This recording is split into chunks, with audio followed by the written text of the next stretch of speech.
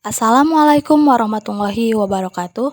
Perkenalkan, nama saya Nazlisya Fitri dengan NIM 0801191190, kelas IKM 10 semester 3, tugas biomedik 3 yang diampu oleh dosen Halimatu Sa'diyah Lubis, STR Kep MKM. Saya dari mahasiswa Universitas Islam Negeri Sumatera Utara, jurusan Ilmu Kesehatan Masyarakat. Dalam video ini saya akan membahas tentang imunisasi. Imunisasi memang sangat sering kita dengar, namun apakah kita tahu arti imunisasi tersebut? Nah, saya akan membahasnya. Yang pertama, pengertian imunisasi.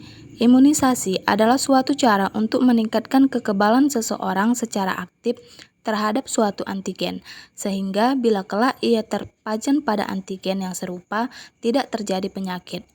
Imunisasi merupakan suatu usaha pemberian kekebalan pada bayi dan anak dengan memasukkan vaksin ke dalam tubuh, agar tubuh membantu zat aktif untuk merangsang pembentukan zat anti yang dimasukkan ke dalam tubuh melalui suntikan, misalnya vaksin BCG, DPT, dan campak. Dan adapun yang melalui mulut yaitu vaksin polio. Yang kedua, tujuan imunisasi. Imunisasi yaitu untuk mencegah terjadinya penyakit tertentu pada seseorang dengan menghilangkan penyakit tertentu pada sekelompok masyarakat atau populasi, bahkan menghilangkan suatu penyakit tertentu dari dunia. Program imunisasi bertujuan untuk menurunkan angka kesakitan dan kematian dari penyakit yang dapat dicegah dengan imunisasi. Secara umum, tujuan imunisasi antara lain, yang pertama, melalui imunisasi, tubuh tidak mudah terangsang penyakit menular. Yang kedua, imunisasi segala efektif mencegah penyakit menular. Yang ketiga, imunisasi menurunkan angka morbiditas atau angka kesakitan dan mortalitas atau angka kematian pada balita. Dan adapun manfaat imunisasi. Yang pertama, untuk anak-anak, mencegah penderitaan yang disebabkan oleh penyakit dan kemungkinan cacat atau kematian. Dan yang kedua, manfaat imunisasi untuk keluarga ialah menghilangkan kecemasan dan psikologis pengobatan bila anak sakit, mendorong pembentukan keluarga apabila orang tua yakin bahwa anaknya akan menjalani masa-masa kanak-kanak yang nyaman. Dan yang ketiga, untuk negara, perbaikan tingkat kesehatan, menciptakan bangsa yang kuat dan yang berasal untuk melanjutkan pembangunan negara. Adapun jenis-jenis imunisasi. Yang pertama, imunisasi telah disiapkan sedemikian rupa agar tidak menimbulkan efek-efek merugikan. Imunisasi ada dua macam, yaitu yang pertama imunisasi aktif.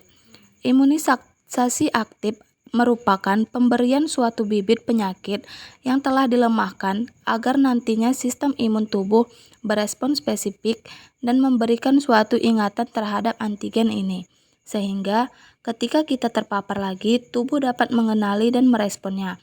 Contoh, imunisasi aktif adalah imunisasi polio dan campak.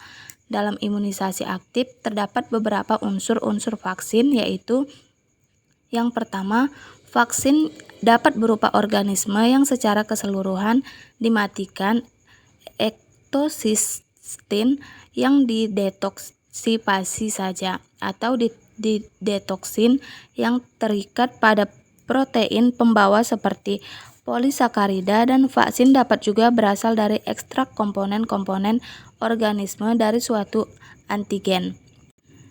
Dan yang kedua, pengawet, stabilisator atau antibiotik merupakan zat yang digunakan agar vaksin tetap dalam keadaan lemah atau menstabilkan antigen dan mencegah tubuh mikroba. Bahan-bahan yang digunakan seperti air raksa dan antibodi yang biasa digunakan. Yang ketiga, cairan pelarut dapat berupa air steril dan juga berupa cairan kultur. Jaringan yang digunakan sebagai media tumbuh antigen, misalnya antigen telur, protein serum, dan bahan kultur sel. Yang keempat, adjuvan, terdiri dari garam aluminium yang berfungsi meningkatkan sistem imun dari antigen.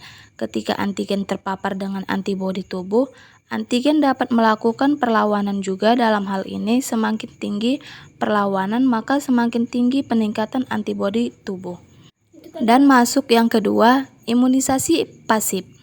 Imunisasi pasif adalah merupakan suatu proses meningkatnya kekebalan tubuh dengan cara pemberian zat hemoglobin, yaitu zat yang dihasilkan melalui proses infeksi yang dapat berasal dari plasma manusia, atau kekebalan yang didapat dari bayi melalui ibu plasenta, atau binatang bisa ular yang digunakan untuk mengatasi mikroba yang sudah masuk ke dalam tubuh dan yang telah terinfeksi. Contoh imunisasi pasif adalah penyuntikan ATS (anti tetanus serum) pada orang yang mengalami luka kecelakaan. Contoh lain adalah yang terdapat pada bayi yang baru lahir, di mana bayi tersebut menerima berbagai jenis antibodi dari ibunya melalui darah plasenta selama masa kandungan, misalnya antibodi terhadap campak. Baiklah, sekian dari saya. Lebih dan kurangnya saya mohon maaf. Saya sudahi dengan wabillahi taufik wa hidayah. Wassalamualaikum warahmatullahi wabarakatuh.